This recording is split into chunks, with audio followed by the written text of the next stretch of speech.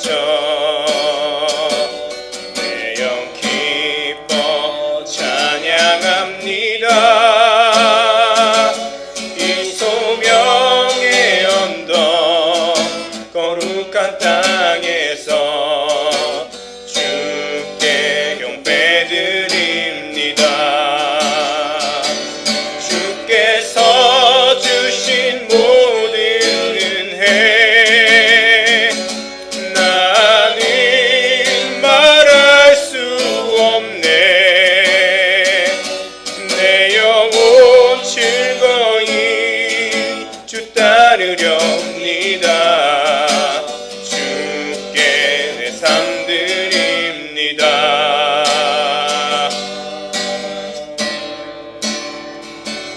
오직 주의 사랑에 매여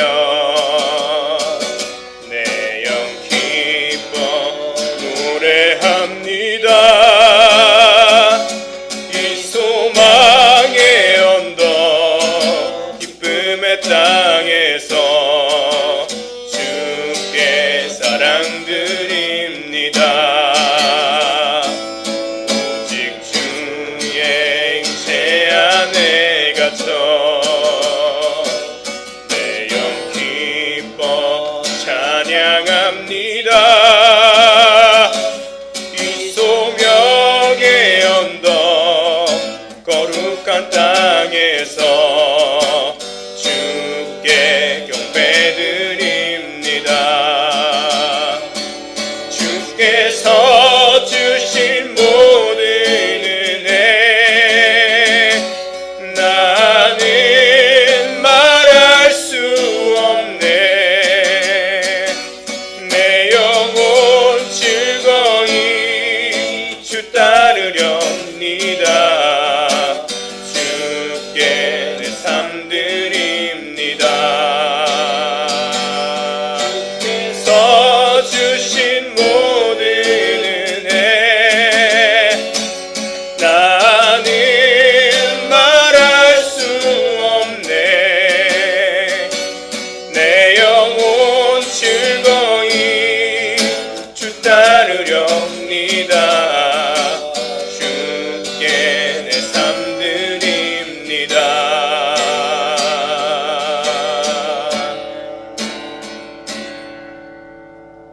예, 뉴크리에이션 한국 성도 여러분, 예배 오신 것을 진심으로 환영드립니다. 오늘은 사영 형제님이 찬양을 불러주니까 훨씬 낫죠.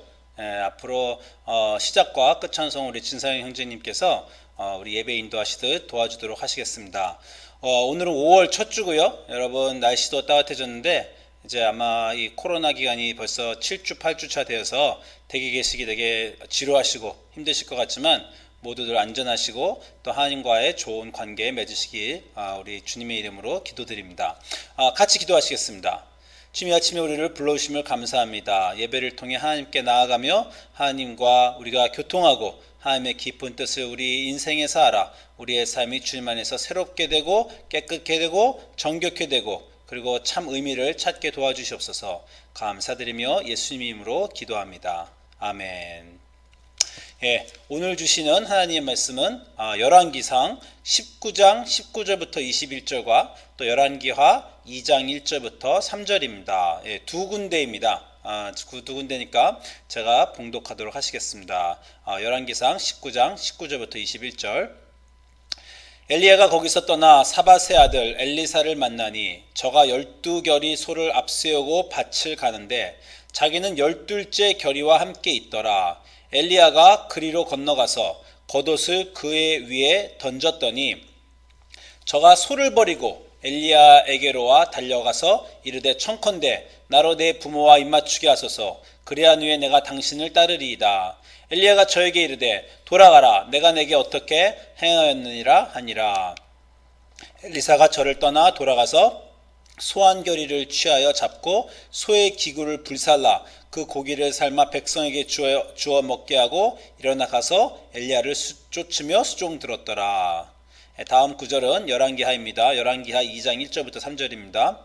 여호와께서 회오리 바람으로 엘리야를 하늘로 올리고자 하실 때 엘리야가 엘리사와 더불어 길갈에서 나아가더니 엘리야가 엘리사에게 이르되 청하건대 너는 여기 머물라 여호와께서 나를 베델로 보내시니라 하니 엘리사가 이르되 여호와께서 살아계심과 당신의 영혼이 살아있음을 두고 맹세하노니 내가 당신을 떠나지 아니하겠나이다 하는지라. 이에 두 사람이 베델로 내려가니 베델에 있는 선지자들의 제자들이 엘리사에게로 나와 그에게 이르되 여호와께서 오늘 당신의 선생을 당신의 머리 위로 데려가실 줄을 아시나이까 하니 이르되 나도 또한 아노니 너희는 잠잠하라 하니라. 우리 주님의 말씀입니다. 주님께 감사드립니다. 아멘. 자, 여러분 오늘은 엘리사를 택하심이란 구절로 여러분과 엘리사를 부르심이란 구절 여러분과 함께 말씀 나눠볼까 합니다. 자, 지난주에 저희가 엘리야 이야기를 보았습니다. 엘리야가 불평을 하는데 그 불평은요, 왜 우리 인생에 하나님의 개입이 그렇게 불규칙적입니까? 우리를 방문하시고 나타나시고 하긴 하는데 기도한 대로 또 기대한 대로 나타나지 않으셔서 우리가 자꾸 실망하는 그런 내용이었습니다. 하나님이 엘리야한테 뭐라고 대답하셨다고요? 내가 네 기대인 강한 바람과 지진과 불로 안 나타난다고 해서 내가 일하지 않는 것은 아니다. 나는 인내로 기다리고 그러나 꾸준히 일하고 있는 하나님이다. 그렇게 대답하신다고 제가 지난주에 말씀을 나눴습니다. 그리고 하나님께서 일하시고 있는 증거로 오늘 열왕기상 19장 15절부터 16절에 이렇게 말씀하시죠. 여호와께서 저에게 이르시되 너는 다메섹에 가서 이르거든 하사엘에게 기름을 부어 아람 왕이 되게 하고 너는 또 님시의 아들 예후에게 기름을 부어 이스라엘 왕이 되게 하고 또 아멜보올라 사밧의 아들 엘리사에게 기름을 부어 너를 대신하여 선지자가 되게 하라. 하나님이 크게 불과 기적으로 안 나타나시지만 이렇게 여기저기서 사람을 만드신다는 거예요. 우리는 그분의 일들을 보지 못하지만 하나님은 사람을 준비시키시고 때를 기다리시고 또 때를 만들고 계시다는 것입니다. 여기에 있는 이 세 명 하사엘과 예후와 엘리사는요 다들 유명한 사람이 되죠. 하사엘은 아람 왕국의 왕이 되고 예후는 북이스라엘의 왕이 되고요. 또 엘리사는 엘리야의 후계자가 됩니다.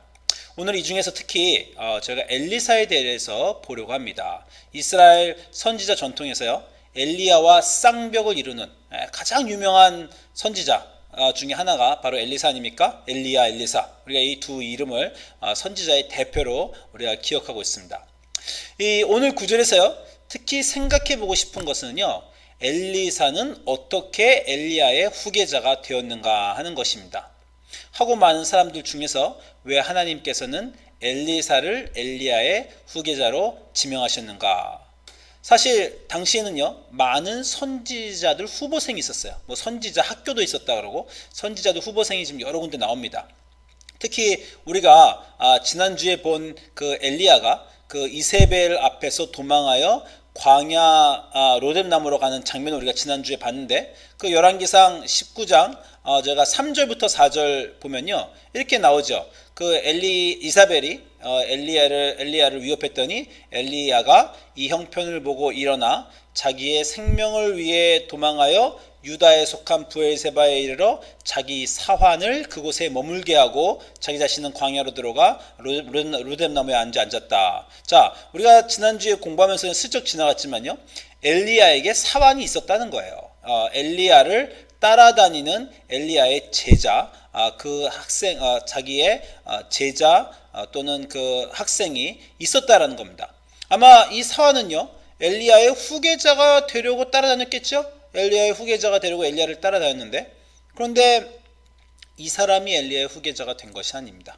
오늘 우리 성경구절 보시면 그 19장 19절에 엘리야가 그 엘리사를 하나님이 이제 엘리사를 만나라고 가서 엘리사를 만났는데 그는 농부였어요. 자 보십시오. 엘리야가 거기서 떠나 사밧의 아들 엘리사를 만나니 19장 19절입니다. 저가 12결이 소를 앞세우고 밭을 가는데 밭을 갈고 있던 농부였습니다. 다른 선지자 학생들은요 선지자를 따라다니고 선지자 학교에서 모여서 공부하고 엘리야의 그 대선지자 엘리야의 후계자가 되려고 노력했지만 그들 중에 어느 누구도 선택받지 않고요 밭을 갈고 있던 그 엘리사가 선택을 받았다는 겁니다. 왜 엘리사가 엘리야의 후계자가 되었을까요? 어떤 특별한 자격이나 어떤 특별한 것이 엘리사에게 있었는지 사실 성경이 분명히 말하고 있지 않습니다. 어떤 사람은요, 둘이 이름이 비슷해서 된 거 아닙니까? 이런 뭐 얘기를 하는 사람도 있는데, 엘리야, 엘리사, 이건 뭐 거의 농담 수준의 대답이고요. 우리가 한 가지 힌트를 봤더니, 그냥 그나마 이 구절에서 우리가 엘리사에 대해서 알 수 있는 건 엘리사가 부자였다는 겁니다. 그리고 많은 사람들이 여기서 엘리사에게 이제 우리가 크레딧을 줄 때는 부자인데도 불구하고 부름을 받았을 때 기꺼이 거기에 응답했다라고 하는 거죠. 여러분 여기 글을 보면요, 12이 결이라는 말이 많은 사람들이 잘 모르겠지만요, 요크 그 소를 보시면 이 소 등 뒤에다가 이렇게 딱 매는 두 마리 소 매는 거 있잖아요. 그 12요크에 12 소 매는 것에 소를 앞세우고 밭을 간다 이렇게 나오죠. 저는 처음에 사실 이 구절 보고요, 이렇게 이런 그림이 좀 떠올랐습니다. 이거 웰스파고 그림인데요. 사람이 이제 6마리 말을 쫙 끌고 달리는 것처럼 엘리사가 소 12마리를 쫙 자기 앞에 놓고 막 달리는 줄 알았어요. 사실 그렇지 않죠. 말이나 저렇게 달리지, 소는 한 사람이 그냥 2개 끄는 게 맥시멈입니다. 한 사람이 2개밖에 안 끌죠. 그래서 12소가 있었다는 건요, 이게 지금 사람이 있고 소가 있고 사람이 있고 소가 있고 사람이 있고 이렇게 12쌍이 있었다는 거예요. 12쌍이 있고, 그리고 그 중에서 특히 오늘 9절에서 이 엘리야가 맨 뒤에 있었다 그랬죠. 자기는 12번째 그 결의와 함께 있더라. 그 말은요, 이 엘리사가 주인이라는 겁니다. 여러분 생각해 보세요. 그 11명의 앞에 11명의 하인들이 그리고 소 2마리씩 이끌고 앞으로 가고 있으면 주인은 맨 뒤에 있는 겁니다. 그래야 앞에 11명이 어떻게 하는지 감독을 할 수 있죠. 그래서 12결이 소를 앞세우고 밭을 가는데 자기는 12째 결의와 함께 있더라라는 말은 이 12짝이라는 겁니다. 12짝이니까 여러분이 오늘 그림 딱 보시면요, 제가 어느 교회에서 이 그림을 찾았는데 그림이 참 제가 마음에 들고 좋았습니다만 이 그림에 지금 실수가 있죠. 그렇죠? 소가 지금 12마리 밖에 없어요. 왼쪽에 6마리, 왼쪽에 6마리죠. 12결이라는 건 24마리입니다. 12쌍이죠. 그러니까 24마리의 이 커다란 소와 또 10명도 넘는 하인을 거느리고 있는 이거 나름대로 갑부집 아들이 이 너무 부자가 엘리사라는 것입니다. 근데 이게 이제 부자인데도 불구하고 딱 부르니까 그 엘리사가 딱 응답했다는 거죠. 하나님이 엘리야가 딱 부르니까 저가 소를 버리고 엘리야에게 달려와서 엘리사가 나로 내 부모와 입맞추게 하소서, 그리한 후에 내가 당신을 따르리이다. 엘리야가 저에게 이르되 돌아가라, 내가 내게 어떻게 행하였느니라 하니라. 이랬더니 엘리사가 저를 떠나 돌아가서 소 한 겨리를 취하여 잡고 소의 기그를 불살라 그 고기를 삶아 백성에게 주어 먹게 하고 일어나 가서 엘리야를 수종들더라. 자, 엘리사가 엘리야를 따르는 장면입니다. 이 구절을 보고 많은 사람들이 엘리사를 칭찬을 합니다. 확실하게 끝맺음을 했다는 거죠. 그냥 놔두고 간 게 아니라 소를 잡아서 기구를 불살랐다. 다시 이제 농사짓지 않겠다는 겁니다. 기구를 불사르고 소를 잡아서 그 고기를 백성에게 주어 먹게 했다. 완전히 자기가 하는 일을 끊고 엘리야를 따라가니 결단의 모습을 보여준다는 거예요. 저는 딱 이렇게 읽으면서 백제의 계백장군 생각이 났습니다. 황산벌 전투에서 나가기 전에 이 가족들을 다시는 돌아오지 않겠다는 결의로 돌아오지 못할 줄 아니까 가족들을 다 죽이고 전쟁터로 나가는 비장한 느낌 있잖아요. 그 자기가 끌던 소와 결의를 불태우고 죽이고 엘리야를 따라갔다는 겁니다. 그래서 어떤 많은 분들이 이 구절을 보면서 엘리야가 부르심을 받았을 때 이렇게 우리가 결단력을 가지고 나아가야 된다라고 하는 거예요. 근데 저는 조금 의구심이 좀 드는 게요, 12쌍이었어요. 그죠? 24마리인데 다 버리지 않고 한 결의만 취해서 잡았다라는 겁니다. 물론 그것도 대단하지만 여러분, 예수님이 제자들 부를 때 그 구절도 다 똑같습니다. 베드로와 요한과 야고보 어떻게 했어요? 그물과 배와 아버지와 모든 것을 다 버리고 예수님을 쫓죠. 신약에서 제자들을 부르실 때는요, 제자들은 그물에 반만 남겨놓거나 그런 게 아니라 다 버리고 예수님을 쫓습니다. 게다가요, 굉장히 의구심이 나는 구절인데 오늘 구절에서 엘리야가 엘리사를 불렀더니 엘리사가 나로 내 부모와 입맞추게 하소서, 그리한 후에 내가 당신을 따르리이다 라고 되어 있는데요. 여러분 비슷한 구절 어디 신약에서 보지 않으셨습니까? 신약에서 여러분 누가복음 9장 보면 사람들이 예수님을 따르는 구절 있죠. 나로 내 가족을 먼저 장사하게 하소서. 그때 예수님이 죽은 자가 죽은 자를 택해하게 하고 넌 날 따르라 그런 구절이 있고, 또 누가복음 9장 바로 그 다음 구절에 9장 61절 보니까요. 또 다른 사람이 이르되 주여 내가 주를 따르겠나이다마는 나로 먼저 내 가족을 작별하게 하소서. 똑같은 말입니다. 엘리사가 나로 돌아가서 내 부모에게 입맞추게 하소서, 내 가족에 작별하게 하소서. 예수님이 뭐라고 그러셨어요? 손에 쟁기를 잡고 뒤를 돌아보는 자는 하나님 나라에 합당하지 않다. 너가 아직도 제대로 연을 못 끊었다라고 하는 거죠.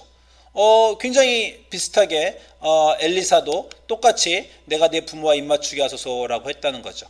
그 엘리야의 반응을 봐도요, 영 신통치 않습니다. 엘리야가 그래? 어서 갔다 와. 이게 아니죠. 뭐랍니까? 돌아가라. 내가 내게 어떻게 내가 what have you done? What I have done to you. 그러니까 내가 내게 어떻게 행하였느냐? 그렇게 그냥 물퉁퉁하게 말을 하는 거예요. 요 구절만 읽어서는 엘리사가 정말 그 모든 걸 다 버리고 엘리야를 따라가는 그런 정말 결단력 있는 하나님의 사람인가에 대해서 약간 의구심이 좀 든다는 겁니다. 그리고 뭐 여기서 다 잘했어도요, 당시에 엘리야가 어떤 사람입니까?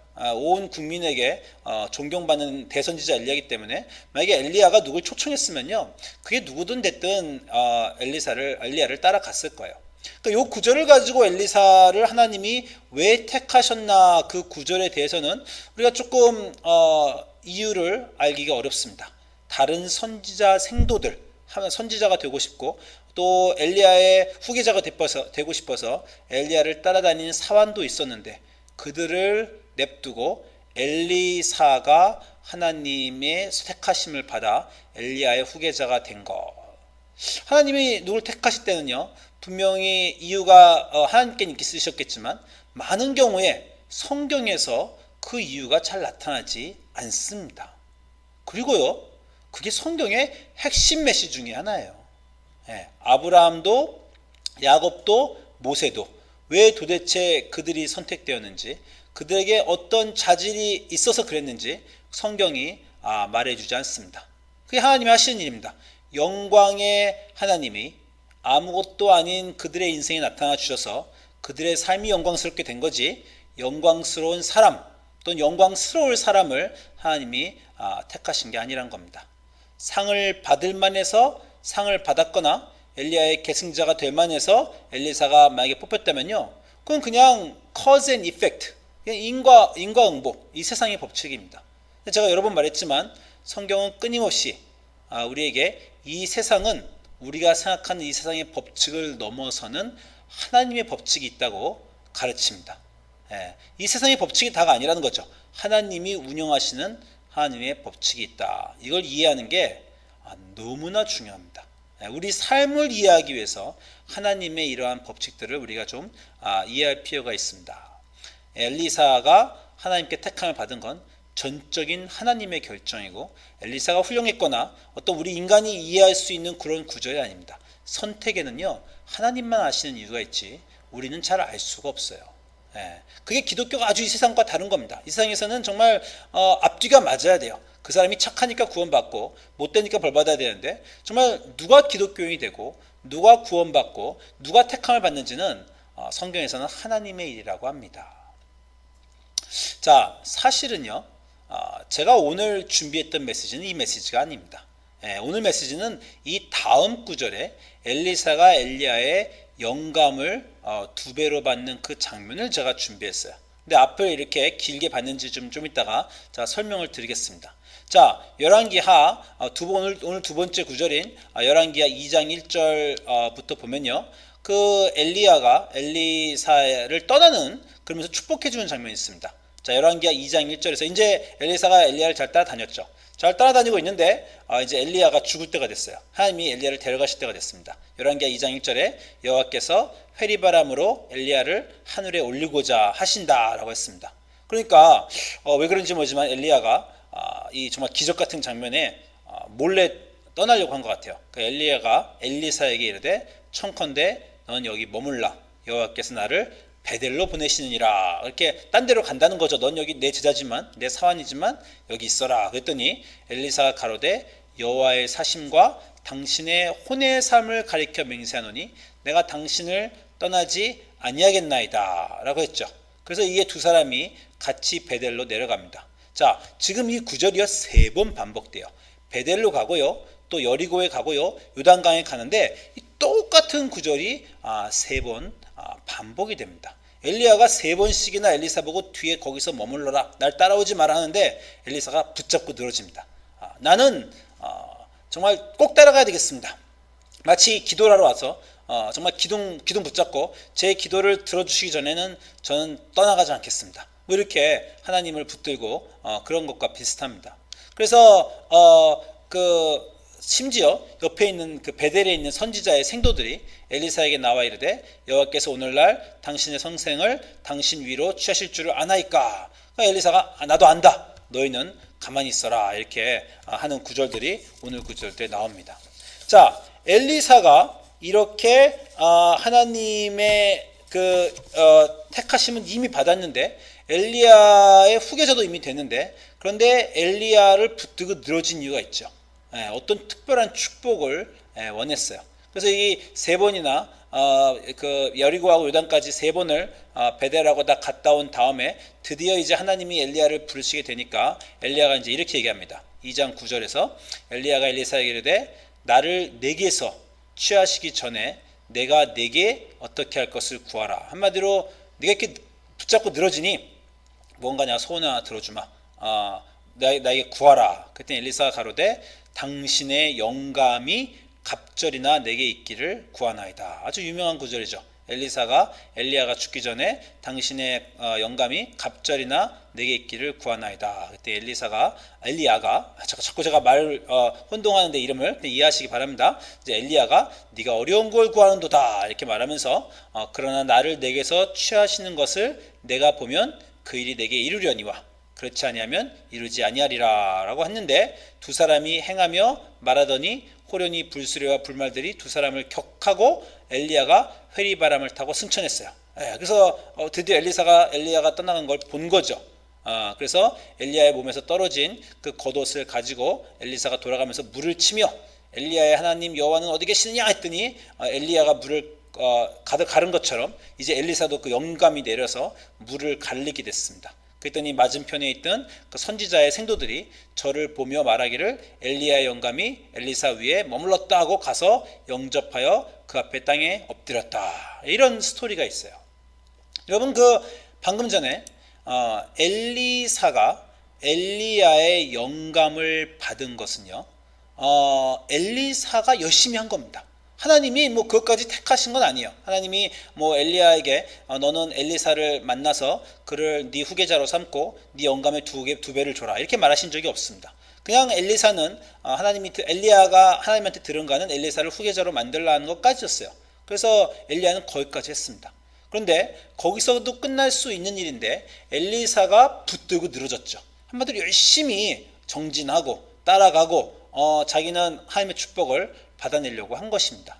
그래서 성경 보시면요, 엘리야가 한 이 기적은요 14번이 나오는데 실제로 엘리사가 한 기적은 28번이나 나와요. 그 중에는 물을 가르고 죽은 자를 살리고 적은 숫자의 음식으로 많은 사람을 먹인 모세와 예수님이 하신 기적들의 원형들도 거기에 많이 있습니다. 그래서 제가 지금 엘리사에 대해서 얘기하면서 엘리사가 선택을 받은 것은 하나님이 하신 일이지만 그러나 엘리사가 2배의 영감을 받은 것은 엘리사의 본인의 노력이었다. 제가 이렇게 여러분과 나누고 싶습니다. 제가 오늘 설교를 준비하면서 이 메시지를 처음에는 생각했어요.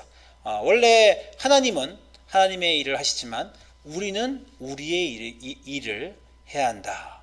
우리를 선택하시는 것은 하나님의 일이지만 선택받은, 구원받은 우리 기독교인은 또한 자신의 삶을 열심히 살아 엘리사가 자기 노력으로 2배의 영감을 받아낸 것처럼 우리도 그렇게 하자. 제가 원래 설교의 처음 방향은 이렇게 생각을 했습니다. 특히 요즘같이 코로나 시대 자기 절제, 자기 훈련을 잘해서 인생을 잘 살았으면 좋겠다라는 생각에 제가 이 말씀을 준비를 했죠. 근데 제가 이 말씀을 거의 다 준비를 하고 나서 제 마음속에 이런 생각이 들었어요. 이게 아닌데 엘리사가 열심히 해서 엘리야의 영감을 갑절로 받았어. 우리도 열심히 하자. 이렇게 말씀을 제가 방향을 정하다가 이것이 뭔가 제 마음속에 아니라는 생각이 좀 들었습니다. 여러분 아시는지 모르겠지만 지난 몇 년간 제가 고민하고 고심하고 배워온 기독교, 하나님, 인과응보가 아니라 원인과 결과가 아니라 우리가 한 대로 우리의 인생이 흘러가는 게 아니라 우리 인생의 주인은 우리가 아니라 하나님이시라는 것. 우리가 누구라고 해도 우리를 우리로 만드는 것은 하나님의 열심이지 우리의 열심이 아니라는, 제가 이것에 대해서 지난 몇 개월간 설교하고 여러분과 나눴는데 오늘 말씀을 준비하다 보니 또 방향이 약간 좀 반대로 우리의 열심을 강조하는 것으로 좀 되었다라는 것입니다. 그래서 제가 좀 고민을 했습니다. 제가 여러분에게 말씀드렸지만 그분은 저를 모르시지만 저는 유튜브 설교를 통해 스승으로 제가 모시고 있는 그 남포교회 박영선 목사님이 있습니다. 그분은 저를 몰라요. 저는 그분의 설교를 유튜브를 열심히 들었죠. 근데 이제 이분이 설교 말씀 중에서 이런 얘기를 하셨어요. 자기 인생에서, 그분이 당신 인생에서 가장 중요한 질문은 한 인간의 운명이 하나님에게 달린 것인가 아니면 그 개인에게 달린 것인가 라는 것이 그분의 인생에서 가장 중요한 질문이셨다라고 해요. 그리고 그 질문에 대한 답으로 한 인간의 운명이 그 개인에게 달린 것이 아니라 하나님께 달려있다라는 것을 알고 적잖게 인생의 확신과 위로를 받게 되었다. 이분이 아마 이사야 설교에서 이런 얘기를 하신 걸로 제가 기억합니다. 이게 무슨 말입니까? 엘리사는 엘리사의 노력으로 엘리야의 영감을 갑절로 받고요, 위대한 기적들을 2배로 해냈어요. 그건 엘리사가 해낸 겁니다. 저는 여러분이 열심히 일하고 열심히 공부하고 열심히 기도해서 또 하나님께 복을 많이 받는 그런 분이면 좋겠어요. 그러면 우리 인생의 중요한 것, 우리의 운명, 우리의 구원, 그것도 우리의 열심과 노력에 달려 있습니까? 제가 한 번 더 정리해 보겠습니다.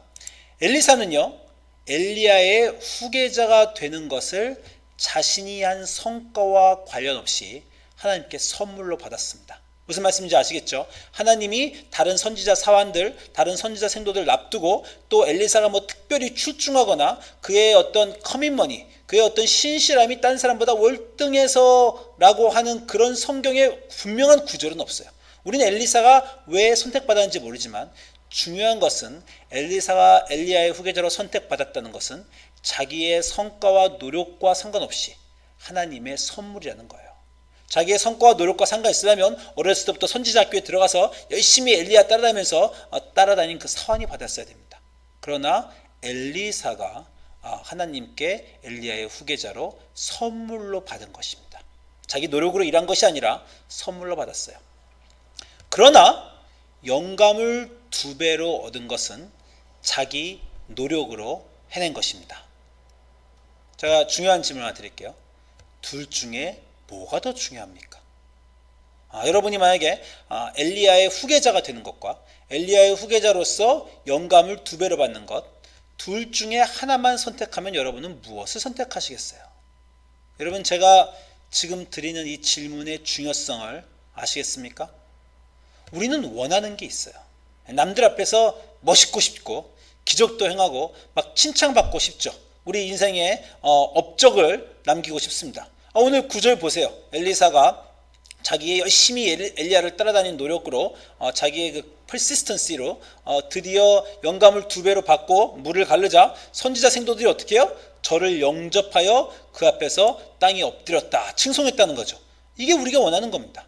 우리는 인생에서 열심히 노력해서 좋은 학교에 들어가고 좋은 직장 가지고 또 뭔가 업적을 책을 쓰든지 업적을 이루고 싶죠. 그래서 업적을 이뤄서 많은 사람들에게 칭찬받고 그 사람의 이름이 알려지기를 바라고 어떤 타이틀을 갖고 높은 자리에 올라가고 싶어 합니다. 그걸 위해서는요, 열심히 해야 되는 거 맞습니다. 예, 노력하고 열심히 하지 않고 그런 걸 얻을 수는 없어요. 우리가 노력하고 열심히 해서 받고 성취한 것에 대해서 사람들에게 칭찬받는 거 맞습니다. 그거 정말 원하죠. 그런데요, 그게 우리 인생에서 정말 얼마나 중요합니까? 우리의 업적과 칭찬이 말이에요. 혹 우리의 인생에서 더 중요한 것이 있지는 않습니까? 여러분 인생에서 가장 중요한 건 도대체 뭡니까? 뭐 사람들에게 물어보면요, 건강한 몸, 가족, 뭐 수명, 또 기독교인이면 더 중요하게 영혼의 구원, 내가 누구인지, 내가 하나님을 아는 사람인지, 내가 하나님께 선택받아 예수를 알고 구원을 허락받은 사람인지, 내가 하나님께 선택받아 약속을 유업으로 내 후손에게 전해줄 그런 사람인지, 그게 우리가 살면서 이루는 인간적 업적보다 그것이 더 중요한 거 아닙니까? 그리고 지금 제가 말씀드린 그것은요, 우리의 노력으로 우리가 할 수 있는 것이 아니에요. 그것은 선물로 받는 것입니다.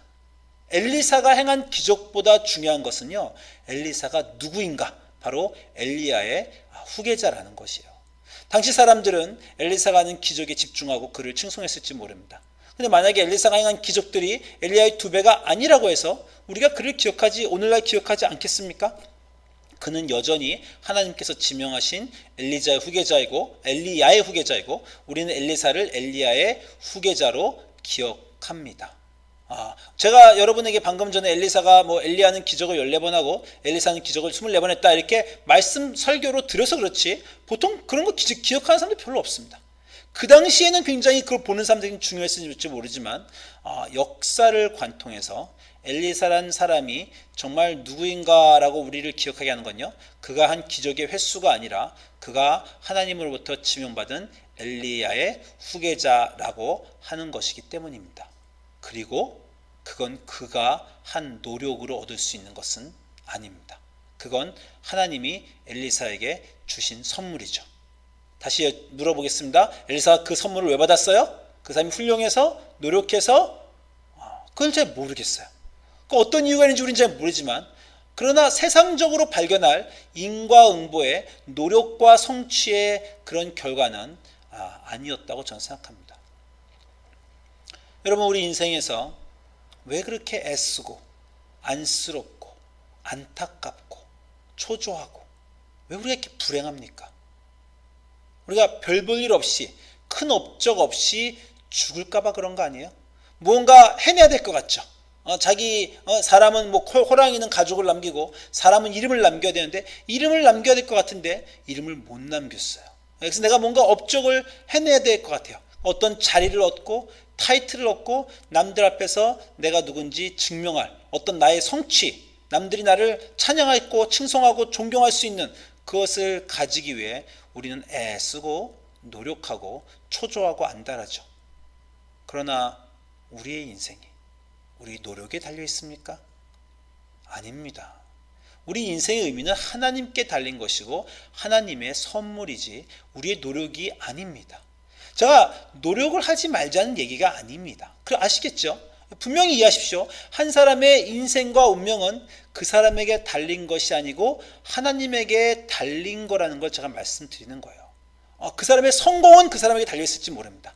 그러나 정말 중요한 운명과 구원은 하나님에게 달린 것입니다. 여러분이 잘못 살았든 잘못했든 지금 좀 게으르든 남들보다 뒤처졌건 위대한 업적을 못 거뒀고 심지어 이 세상 사람들에서 여러분 보고 루저라고 말하는 그런 이 세상의 기준의 사람일지는 모르겠습니다. 그러나 여러분이 누구인가를 말하는 것은 여러분의 업적과 노력이 아니라 하나님이 주시는 거고 여러분은 그걸 받으신 분들이에요. 여러분은 구원 받으신 하나님의 예수 그리스도의 이름을 알고 하나님이 누구신지 아는 영혼의 구원을 받은 인생의 가장 중요한 것을 함께 받은 그러한 사람들입니다. 이걸 이해하시고 마음의 평화와 위로와 용기를 가지시기 바랍니다. 여러분이 누구인지 여러분의 인생이 어떠할지는 하나님께 달린 것이고 나로 만들어주신 예수님을 아는 하나님을 섬기는 사람으로 만들어주신 그 선물은 내가 하는 행위에 달려있지 않다라는 것입니다. 내 인생이 나에게 달려있다면요, 저같이 게으르고 자기 절제 안 되고 또 공부 못하는 사람은 인생이 참 우울할 수밖에 없습니다. 그러나 제 인생의 가장 중요한 것은 하나님께 달려있다는 그 믿음이 제게 평화와 안심을 줍니다. 저를 일어서게 해줍니다. 주저앉아 실망과 낙담과 체념에 머무르지 않고 희망과 의미를 주죠. 우리가 얼마나 중요한 사람인지 하나님의 눈으로 볼 수 있다면, 그러면 우리는 우리의 인생이 무엇이며 우리 인생의 중요성이 무엇인지 알아 용기와 이해와 평화와 신념을 가지고 주님의 이름으로 주님 안에서 살 수 있을 것입니다. 기도하겠습니다. 주님, 이 아침에 엘리에사를 봅니다. 그가 한 것이 있고 그가 받은 것이 있습니다. 우리 인생에 우리가 한 것, 하려고 노력하는 것이 있고, 그러나 우리가 한 것과 상관없이 하나님께 받은 것이 있습니다. 우리는 너무 소중한 것을 이미 하나님께 받았으며 앞으로도 받을 것입니다. 우리가 그냥 이 세상에서 이렇게 별 볼 일 없이 죽더라도 하나님은 우리를 기억하게 하실 것이며 주님의 생명책에 이름이 있는 사람으로, 위대한 약속을 유업으로 주는 사람으로 우리를 선택하여 주셨습니다. 그 믿음과 희망으로 오늘을 살 수 있도록 하여 주시옵소서. 감사드리며 예수님 이름으로 기도합니다. 아멘.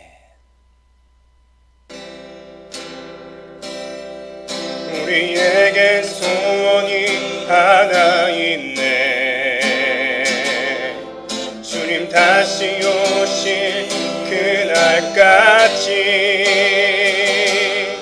우리 가슴에 새긴 주의 십자가 사랑, 나의 교회를 사랑케 하네. 주의 교회를 향한 우리 마음, 희생과 포기와 가난과 고난, 하물며 죽음조차 우릴 막을 수 없네. 우리 교회는 이 땅의 희망, 교회를 교회되게, 예배되게 우릴 사용하소서. 진정한 부흥의 날 오늘 임하도록 우릴 사용하소서. 우리에게 소원이 하나 있네. 주님 다시 오실 그날까지 우리 가슴에 새긴 주의 십자가 사랑, 나의 교회를 사랑케 하네. 주의 교회를 향한 우리 마음, 희생과 포기와 가난과 고난, 하물며 죽음조차 우릴 막을 수